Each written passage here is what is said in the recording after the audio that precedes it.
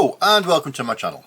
My name is Sean, sometimes known as the Beast, and I'm sort of jumping on the coattails of our good friend Mr. Johnny Mac from over at Rock and Metal Plus. John recently posted a video and it was sort of like an updated version of his initial introduction video, and you know, where his channel's, the direction his channel's taken, what he gets from being a member of the metal community, the VC, whatever you want to call it, and where he's hoping to go and such like. I'll leave a link to John's video down in the description if you haven't seen it. I'm sure you know John is anyway. So I've been thinking of doing something similar for a while, and because I never initially did an introduction video saying this is me, this is what I listen to, you know. So it's just past my second anniversary of the first video I ever uploaded, so I thought, yeah, it seems like a good enough time to do it and jump on there. It's not really a thread as such. John didn't start it as a thread, but we were chatting and I said, yeah, I might have to get on board with that. So anyway, I've said before, my initial foray into the metal community was on YouTube, sorry, was commenting and watching. First person I ever watched was Mark J with a C, and then like Liam, and it went from there to Andy Cloudy Milder, Scott the Rock Scout, Mike, and then just John, Marty, you know, and everybody else I follow now. From my initial forays into metal started with when I first heard Run to the Hills by Maiden back in the day, and it was just something completely different to me. I'd never really listened to that type of stuff before, but for some reason that song clicked. And then obviously Number of the Beast and such like. Throughout my life, music's been the one constant that's always been there. Growing up with my grandparents, there was always music in the house. My granddad played the trumpet, and they were both in the Salvation Army, so he played in the band, and our record collection back then was mostly either Salvation Army brass band music, or my father was a big Elvis fan, and obviously that had influenced what my nana and granddad listened to as well. So it was sort of a bit of a mixed bag, but there was always music playing in the house, you know, constantly, 24/7. So that's where my love of music initially started, and then I started to listen to things myself, and you know, saving up your paper around money to go and buy the latest whatever. Like I say, once I heard Iron Maiden, that was it. That was me sorted then. So for a long time, it was just purely anything I could get my hands on that was initially like new wave of British heavy metal. So we had like Maiden, Saxon, Girl School, Motorhead, bands that I still love and listen to this day. Then I heard Among the Living by Anthrax, and suddenly realised that thrash metal was probably even more of my scene. So fully got invested into thrash metal. I had no interest in death metal at all. I had no interest in black metal at all. And it was only probably around about 2020 when the lockdown shenanigans was going on, I thought, actually, you know, it's maybe a bit time to give Cannibal Corpse a go, to give Mayhem a go and stuff. Wow, I've been missing out for a long time. So when I talk about death metal now, and I'll be going on about Autopsy and Cannibal Corpse, say, or Darkthrone and bands like that, I haven't got the emotional connection that I would have to say a Slayer album or a Metallica album, the early ones, just because it didn't interest me at all. Much too strange how things change out. So yeah, so when I first started this channel, the reason I started it was I wanted to show music that I enjoyed that hopefully other people might enjoy. Now I've got mates that live locally that don't mind rock music, but or if you go in the pub and they got the jukebox, it would be the obligatory Five Finger Death Punch, it would be Slipknot, it would be all the modern bands. If I mention somebody like, say, Tenebro, I might as well be speaking in Mandarin. No interest whatsoever. But again, coming into the community and finding people that were of a like mind to me, that listened to the more extreme stuff, was, it was a revelation. And it definitely, it's a bit of a bold statement, but it definitely changed my outlook on life, rather than being just, there. I'd go to gigs with one of my mates, and he was very much middle of the road. Probably the heaviest thing he listened to was maybe Whitesnake or something like that. So we'd go and see Whitesnake, Diamond Head, Y&T, all these like legacy bands. And don't get me wrong, we saw some absolutely cracking concerts. He introduced me to people like Joe Bonamassa, who I'd never took much interest in before. A lady called Beth Hart's got one of the best blues voices ever. But it wasn't the noisy, aggressive stuff that I would listen to at home. So, unsure of my videos initially, started to get into it and enjoy it a bit more, and I'll try and describe an album to the best of my abilities when I'm showing it, but I don't have that in-depth knowledge that some people, they can tell you every single thing about it, all the time changes, all the different keys, and it's tuned to fucking Z or whatever. But I've never ever been that analytical about music. If music grabs me, then that's, as far as I'm concerned, yeah, great stuff. Now, there's been a lot of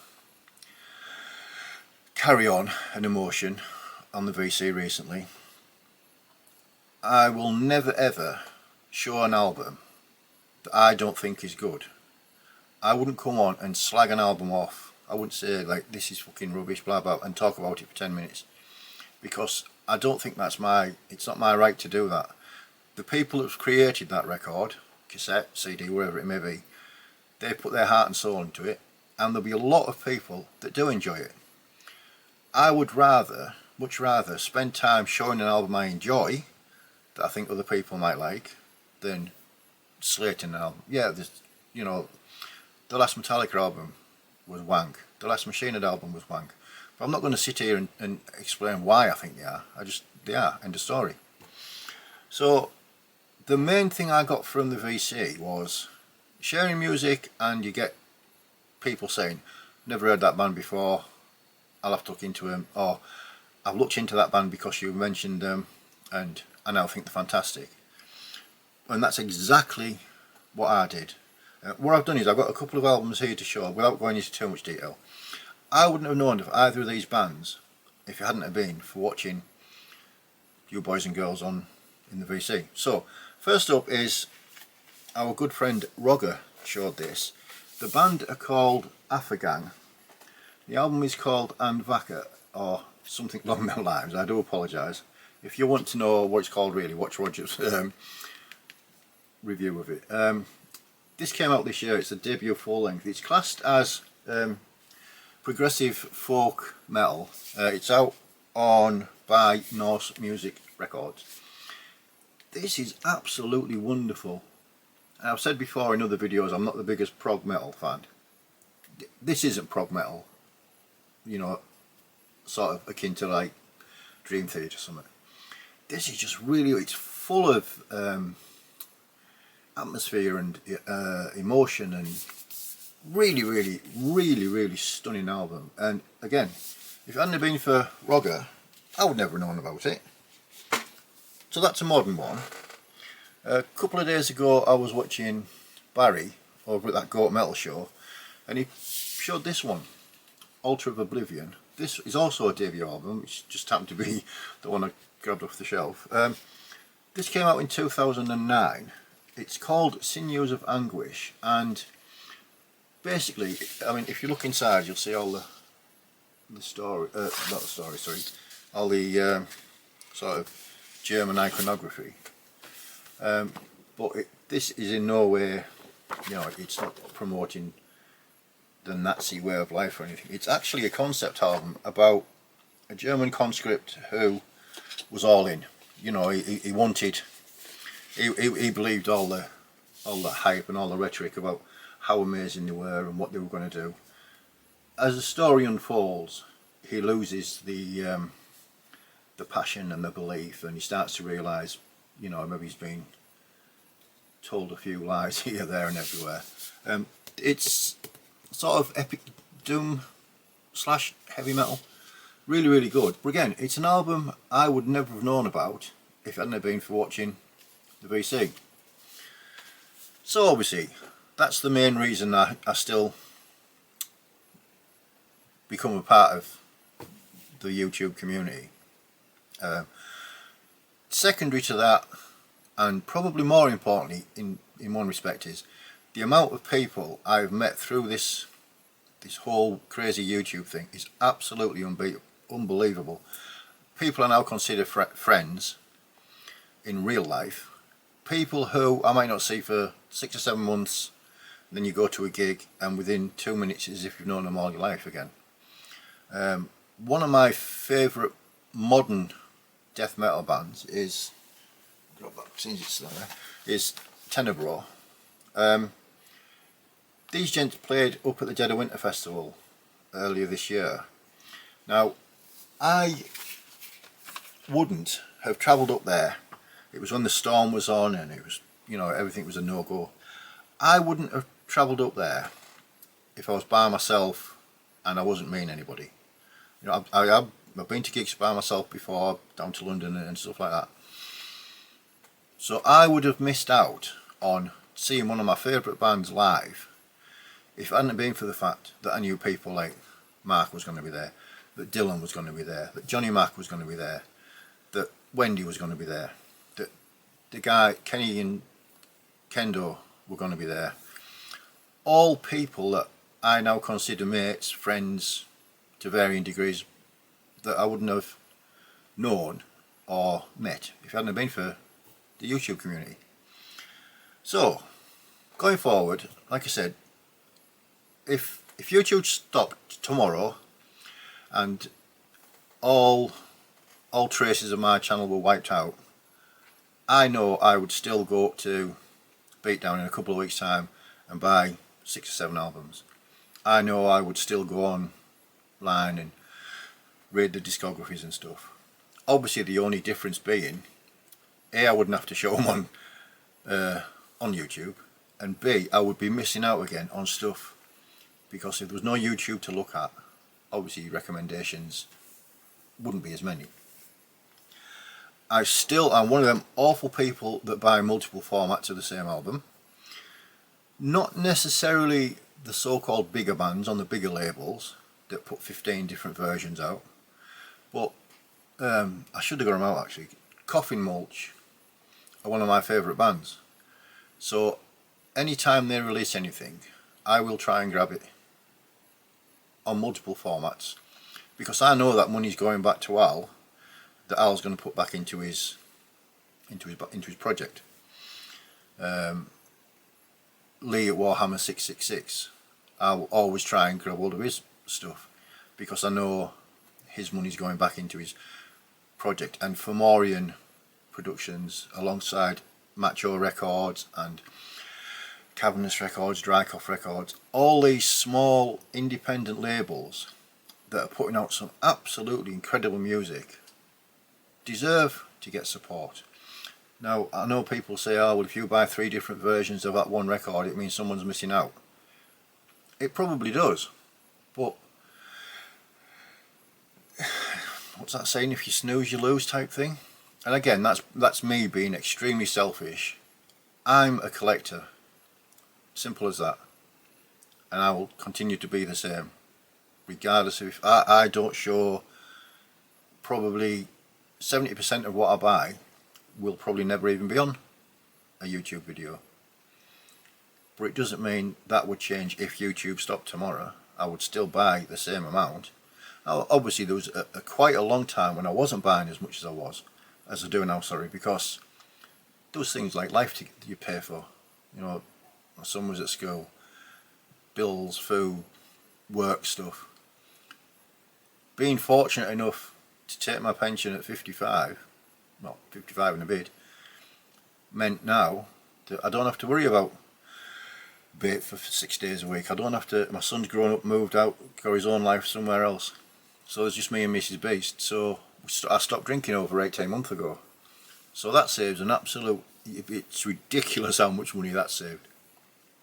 So rather than go out and spend £300 in a weekend and only have a hangover to show for it, and an even bigger belly and more chins, I would much rather go to a record shop and spend £100 and get 4 or 5 vinyl records that are going to be there as long as I am, hopefully.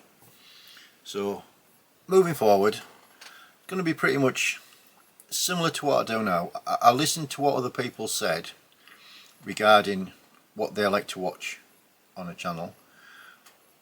I'll probably never be one that does just purely collection updates. I love watching collection updates, but like I said, a lot of what I buy will never get shown on YouTube. I don't buy it to show on YouTube, and I'm not saying these people that do collection updates do either, don't put it that way. I like to, with the exception of that Altar of Oblivion, I won't show something on here unless I've listened to it 8 or 9 times and got a proper understanding of it without going into like the intrinsic details and stuff.